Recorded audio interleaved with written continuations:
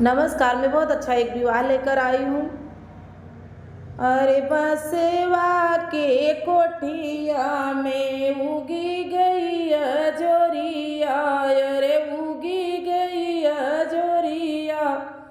अरे बसहु न मोरे दुल्हे आजू कई रतिया। अरे बसवा के कोठिया में उगी गई जोरिया, अरे उगी गई जोरिया। अरे बसहु न मोरे दुल्हे आजू कई रतिया। अरे कैसे बसहु दुल्हनिया आजू कई रतिया। अरे दादी हो कवानी दे जोहत होई है बटिया।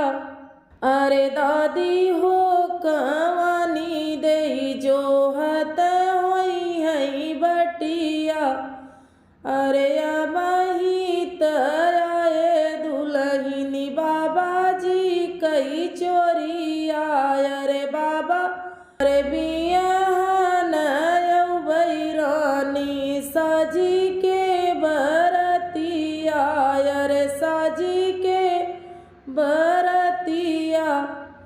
अरे बसवा की कोठिया में उगी गई जोरिया।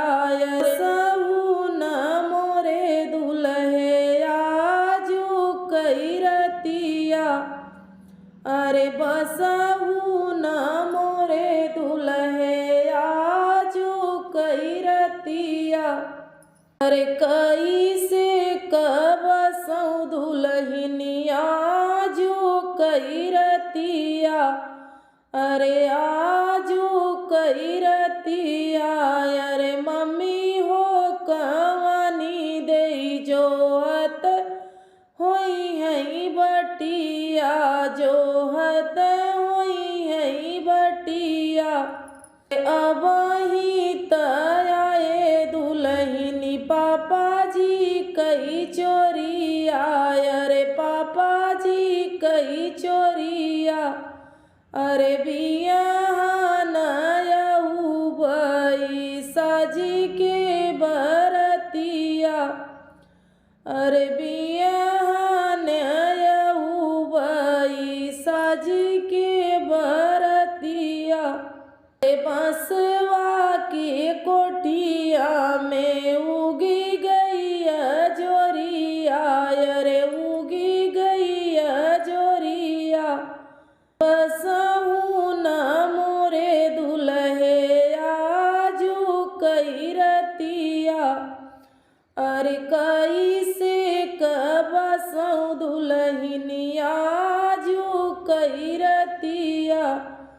अरे भाभी हो कवानी दे जोहत होई है बटिया। अरे भाभी हो कवानी दे जोहत होई है बटिया। अरे अबही तराए दुल्हनी भैया जी कई चोरिया। अरे भैया जी कई चोरिया। अरे बियाहन बई साजी के बरतिया। अरे बियाहन बई साजी के बरतिया। अरे बसवा की कोठिया में उगी गई जोरिया। अरे उगी गई जोरिया। अरे बसहु न मोरे दुल्हे आजू कई रतिया। अरे कैसे बसहु दुल्हनिया आजू कई रतिया।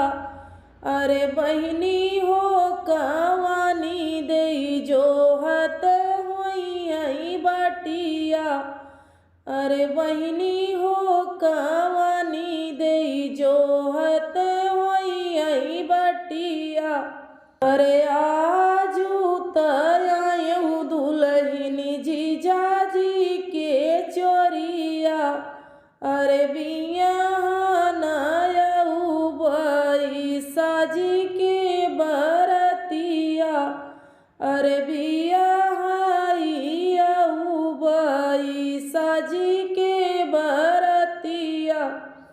अच्छा लगा हो तो लाइक करें, सब्सक्राइब करना ना भूलें। कमेंट बॉक्स में हमें ज़रूर लिखें हमारा वीडियो आपको कैसा लगा। मिलते अगले वीडियो में, तब तक के लिए धन्यवाद।